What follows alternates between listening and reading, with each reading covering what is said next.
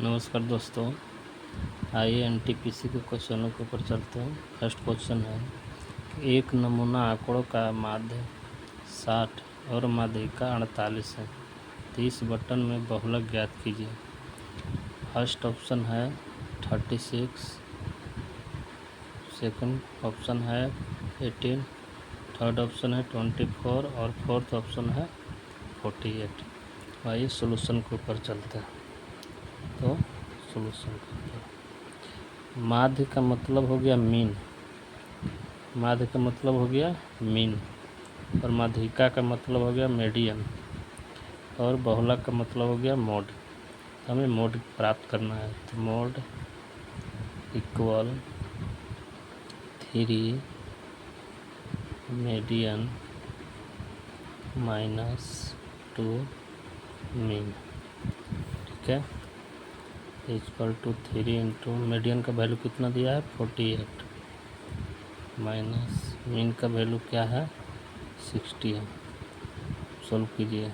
18 के 24, 4 तिया 12 दो 14, 144 और 60 दूना 120। अब 144 में से 20 कम होगा तो कितना होगा 24। आंसर कौन सा हो जाएगा? Option C. Option C right option होगा। ठीक है, नेक्स्ट क्वेश्चन है, यदि किसी गोले की त्रिज्या 20% बढ़ा दी जाए तो नया आयतन और मूल आयतन का डॉट हो जाएगा। देखिए, कोई गोला है, यानी वॉल्यूम ऑफ स्फीयर से क्वेश्चन है। तो कोई नया गोला है, उसका 20% उसका रेडियस बढ़ाया जा रहा है। कितना प्रतिशत बढ़ाया जा रहा है? 20%। तो वॉल्यूम ऑफ स्फीयर का फॉर्मूला क्या होता है 4πr क्यू। 4πr क्यू होता है। अब ज़रा सोचिए, त्रिज्या को 20% बढ़ाया जाता है तो 20% बराबर कितना होता है 20/100। सोल्यूशन 20 से कहें 20 से 20/100 में 1/5 होता है, और 1/5 होता है। तो यहाँ पे टेक्निक से थोड़ा बनाइएगा। तो इसको मान लीजिए ये ओल्ड, ठीक है, इसको लिख लीजिए न्यू। ठीक है, तो 1/5 आता है रेडियस। तो इसको भी 3, इसको भी 3, इसको भी 3। अब देखिए, ये ओल्ड में इतना है, अभी बाद में बढ़ जाता है। 5 1 6, इसको 3 बार गुना करेंगे। अगर तो इसको तीनों को गुना करेंगे तो कितना हो जाएगा 125। ये तीनों को गुना करेंगे तो कितना हो जाएगा 216। अब ज़रा सोचिए, क्या बोल रहा है, नया आयतन मूल आयतन का कितना हो जाएगा, यानी परसेंटेज पूछ रहा है, यानी कितना परसेंटेज हो रहा है। तो यहाँ पे करना कुछ नहीं है, हर एक के परसेंटेज निकालने के लिए 216/125 गुने 100 कर देना, गुने 100 कर देना। तो यहाँ पे काटिए, 25 चौका 100, 25 5 2580। ठीक है, इसको सोल्यूशन कीजिए। 6 चौका 24, 4 और 2 6, 4 दूना 8 बट्टे यहाँ पे 5। इसको सोल्यूशन कीजिएगा तो 172.8 होगा, यानी 172.8 क्या प्रतिशत, यानी ऑप्शन ए हमारा राइट होगा। ठीक है, अब एक और क्वेश्चन है इसी पे। कहता है, अतुल ने 173 कुर्सियाँ बेची और उससे 73 कुर्सियों के बराबर लाभ हुआ। ठीक है, तो लाभ प्रतिशत ज्ञात कीजिए। ये बात को, क्वेश्चन को थोड़ा यहाँ पे समझिएगा।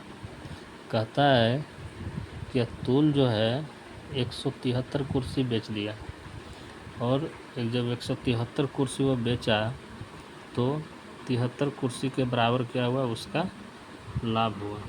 73 कुर्सियों के बराबर क्या हुआ, उसका लाभ प्राप्त हुआ। ठीक है, लाभ प्राप्त हुआ, तो उसका लाभ प्रतिशत निकालने के लिए बता रहा है। तो फर्स्ट ऑप्शन है 83%, 78%, थर्ड में है 68% और 73%। तो मैं क्या बोलूँगा कि इसमें तुक्का लगाने वाली बात भी नहीं है, डायरेक्ट भी कर सकते हैं कि 173 कुर्सी बेच रहा, तो इसको कितने के बराबर लाभ हुआ, 73 के बराबर लाभ हुआ। तो इसमें सीधा दिख रहा है 73%, तो ये राइट आंसर होगा। ठीक है, डाउट है तो इसको सोल्व कर ले। अब देखिए, डाउट है तो इसको तो सोल्व करना पड़ेगा, है ना। तो प्रॉफिट बराबर क्या होता है, प्रॉफिट बराबर होता है SP minus CP, SP minus CP। ठीक है, P से P फ्रॉम प्रॉफिट, ये हो गया SP माइनस CP। प्रॉफिट कितना है, 73 SP। ठीक है, SP बराबर